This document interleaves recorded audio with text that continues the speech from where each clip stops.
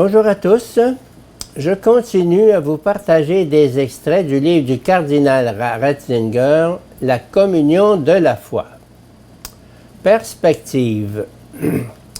Pourquoi donc la foi a-t-elle encore une chance? Je dirais parce qu'elle correspond à l'être profond de l'homme.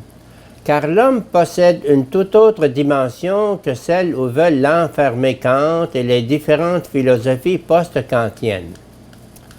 Dans l'homme brûle inextinguible l'aspiration vers l'infini. Seul Dieu qui lui-même s'est rendu fini pour nous arracher à notre finitude et nous conduire dans l'immensité de son infini, répond à la question de notre existence. L'absence du thème de la justification dans la conscience contemporaine. Mais lorsque toute la foi est réduite à la célébration de la communion, on peut alors craindre que l'Eucharistie ne soit plus contemplée dans sa grandeur propre, mais soit édulcorée sous la forme d'un acte de socialisation communautaire. Pardon.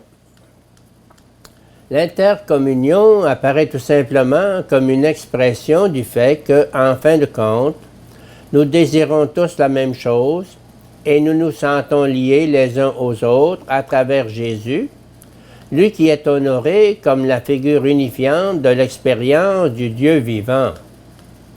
Mais si l'on réduit la conception de l'Eucharistie, la Sainte Seine, à ses représentations, que reste-t-il réellement de l'être chrétien? Dès que le concept de sacrement du corps et du sang du Seigneur s'affaiblit, le sens de la justification s'estompe, d'autant plus dans la conscience commune des chrétiens, qu'ils soient protestants ou catholiques. L'expérience religieuse de Luther est l'image de Dieu et de l'homme aujourd'hui. L'expérience dramatique de Luther, qui ébranla son siècle, fut son bouleversement devant la colère de Dieu, dont ses péchés lui révélaient la menace. Tous les moyens de salut dans l'Église, qui protégeaient auparavant l'être humain et devaient le libérer de cette menace, devenaient dans son expérience liés à des conditions qui lui paraissaient impossibles à remplir. Elle ne guérissait pas de la peur, mais au contraire aiguisait la menace et ne faisait qu'ajouter du bois au bûcher du jugement. L'éclair libérateur fut pour lui la conviction qui lui vint à l'esprit à sa lecture de la lettre aux Romains. Dieu ne veut rien de tout cela.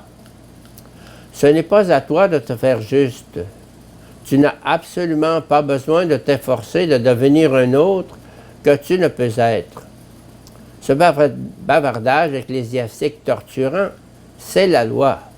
Mais Dieu te sauve tout simplement par la foi seule. Ce fut ce mot seul qui lui apporta l'assurance d'être sauvé et par là la paix. Par contraste avec l'expérience de la fureur divine, ce par la foi seule a opéré pour lui une libération.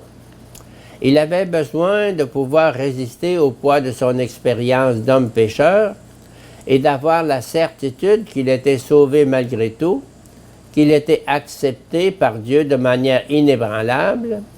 Il avait besoin de la certitude d'être sauvé. Cette certitude, qui représenta pour lui la véritable expérience du salut, il l'a cherchée et trouvée dans l'assurance donnée par la foi seule. La foi ne devait plus simplement résider dans la certitude du don de la grâce divine au monde dans son ensemble, mais aussi dans l'assurance que je suis sauvé. La théologie de Luther s'est formée essentiellement à partir d'une expérience personnelle. Là réside sa signification et ses limites. Mais cette expérience demeure liée à des circonstances particulières, historiques et personnelles, et ne peut prétendre d'emblée revêtir une valeur universelle. Notre embarras actuel concernant la relation à Dieu, à autrui et à nous-mêmes a pris aujourd'hui des formes radicalement différentes.